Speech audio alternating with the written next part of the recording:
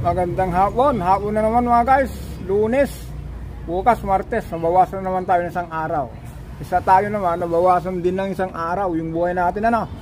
Pero sa ngayon mga guys, nakataos din tayo ng ilan.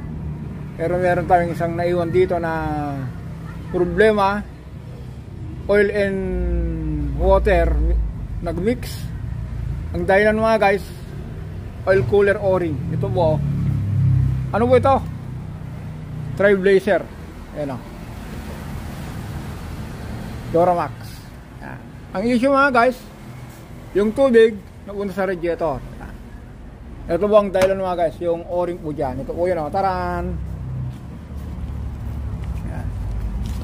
Ito po, lumusot yung oil dito. Ayan. Ito po yun o. Taran.